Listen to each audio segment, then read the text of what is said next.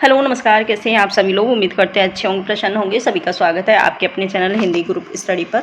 तो आज हम एक महत्वपूर्ण प्रैक्टिस सेट लेकर आए हैं और उम्मीद करते हैं प्रैक्टिस सेट आप सभी के लिए उपयोगी होगा, चाहे वो किसी भी एग्ज़ाम की तैयारी कर रहे हों, चाहे टेट, सी टेट या फिर सुपर टेट की तैयारी कर रहे हों, या फिर लेखपाल या फिर पुलिस भर्ती की तैयारी कर रहे हों, या फिर हिंदी टीजीटी पीजीटी नेट की तैयारी कर रहे हों।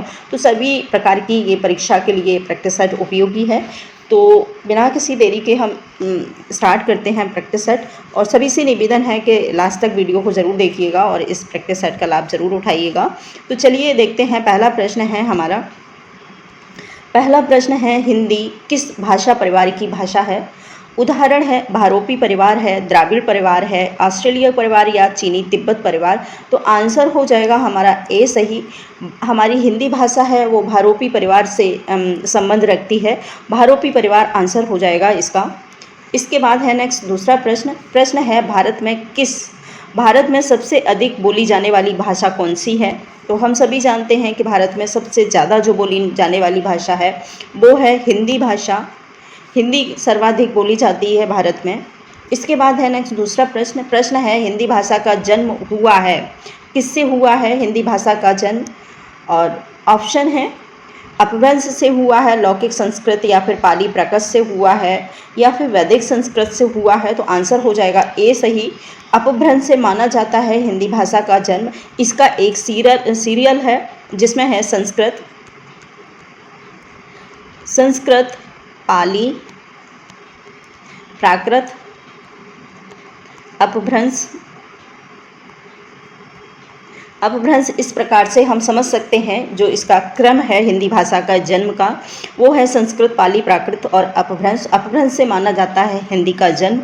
और इसके बाद है नेक्स्ट दूसरा प्रश्न है, निम्न में से कौन सी बोली अथवा भाषा हिंदी के अंतर्गत नहीं आती है। महत्वपूर्ण ये प्रश्न है कि कौन सी बोली है जो हिंदी के अंतर्गत नहीं आती है।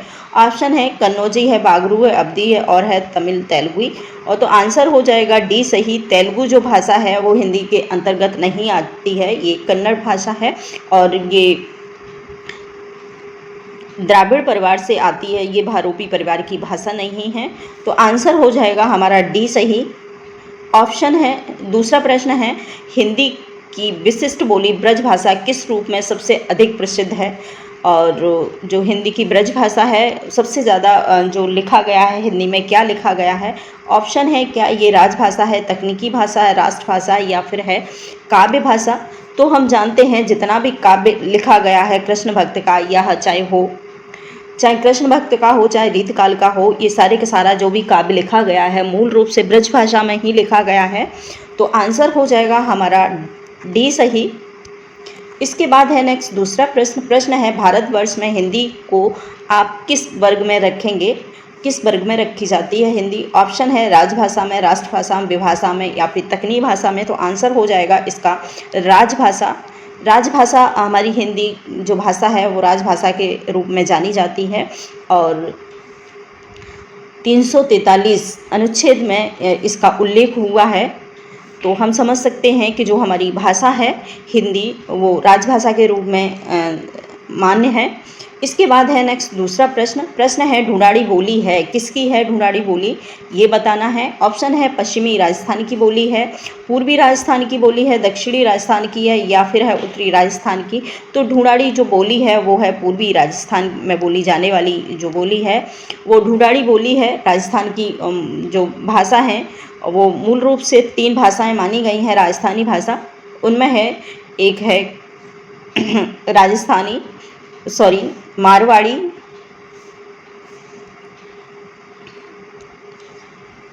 राजस्थान में जो बोली जाने वाली बोलियां हैं वो है मारवाड़ी, जयपुरी। और इसमें जो आंसर है इसका वो हो जाएगा पूर्वी राजस्थानी भी बोली है। इस प्रकार से हम समझ सकते हैं कि जो ढूंढाड़ी बोली का संबंध जो है पूर्वी राजस्थान से है। और इसके बाद आती है ब्रजबुली नाम से जानी जाने वाली कौन सी बोली है। पंजाबी है, मराठी है, गुजराती है या फिर है पूर्वी बंगाली। तो आंसर हो जाएगा पूर्वी बंगाली जो बोली है वो ब्रजबुली के नाम से जानी जाती है।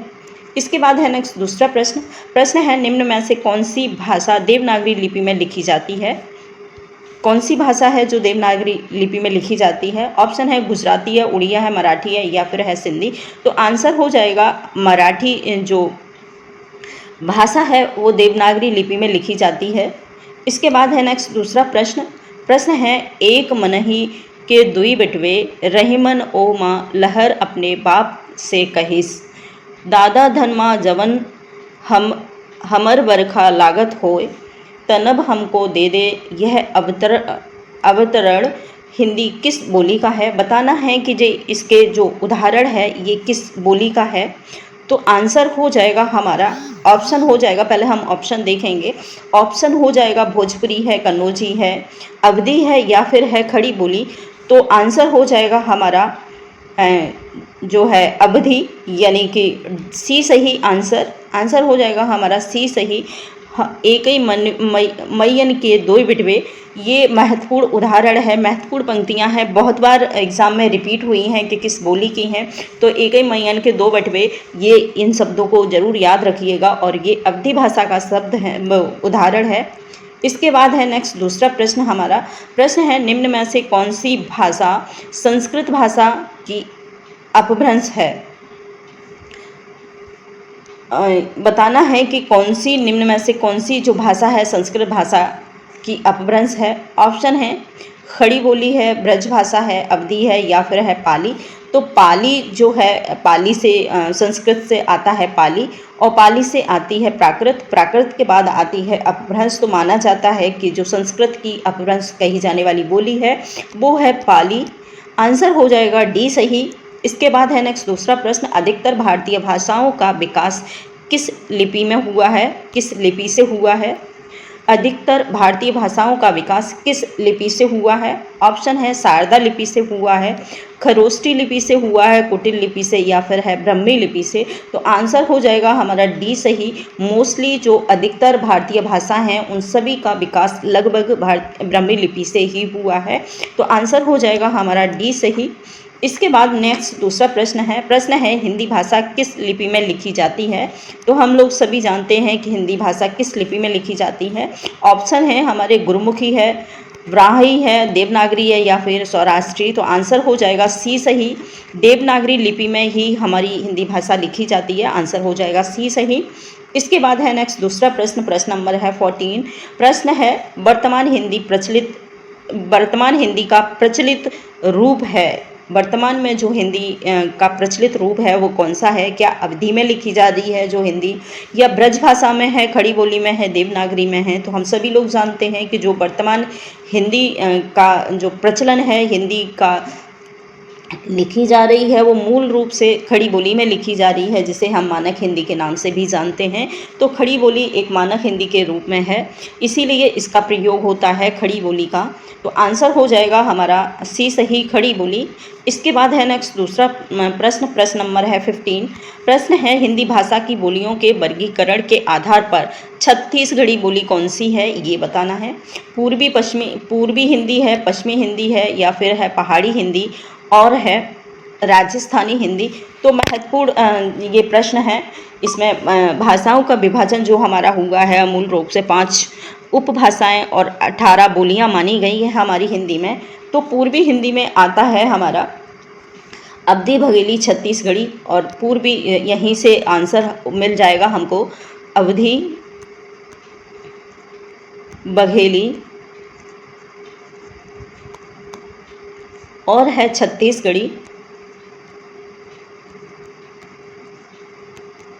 ये मूल रूप से 3 बोलियां हैं पूर्वी हिंदी की। तो आंसर हो जाएगा हमारा ए सही, पूर्वी हिंदी।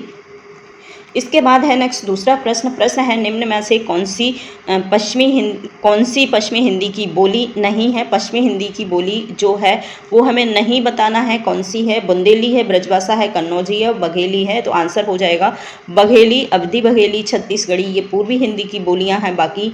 और पूर्वी हिंदी की बोली है बघेली और ये तीनों ही जो हैं पश्चिमी हिंदी की बोलियां हैं।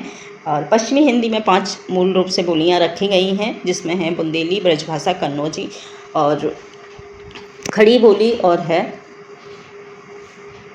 वो हरियाणवी। इस प्रकार से 5 भाषाओं का उल्लेख हुआ है हमारी पश्चिमी हिंदी में। इसके बाद है नेक्स्ट दूसरा प्रश्न है भारतीय संविधान में किस अनुच्छेद में राजभाषा संबंधी प्रावधानों का उल्लेख है। तो हम महत्वपूर्ण प्रश्न है, बहुत बार रिपीट होता है ये एग्ज़ाम में। इस प्रैक्टिस सेट में वो सारे प्रश्न रखे गए हैं जो किसी न किसी एग्ज़ाम में अभी तक रिपीट हुए हैं। तो सभी से निवेदन है वीडियो को लास्ट तक ज़रूर देखिएगा। और प्रश्न ऑप्शन है हमारे 343 और से लेकर के 351 तक, 434 से लेकर के 315 तक, और 443 से लेकर के 115, 334 से लेकर के 133 तक, 153 तक। तो इस प्रकार से दिए हुए हैं ये आंसर हो जाएगा हमारा फर्स्ट सही। हमारी हिंदी भाषा के जो राजभाषा संबंधी प्रावधान हैं वो मोस्टली अनुच्छेद 343 से लेकर के 351 तक इसका प्रावधान किया गया है। हिंदी संबंधी जो भी राजभाषा संबंधी हिंदी राजभाषा संबंधी जो भी प्रावधान है वो अनुच्छेद 343 से लेकर 391 अनुच्छेद में हमें देखने को मिल जाते हैं। तो आंसर हो जाएगा हमारा ए सही, यानी कि 343 से 351। इसके बाद है नेक्स्ट दूसरा प्रश्न, दक्षिण भारत हिंदी प्रचार सभा का मुख्यालय कहाँ स्थित है।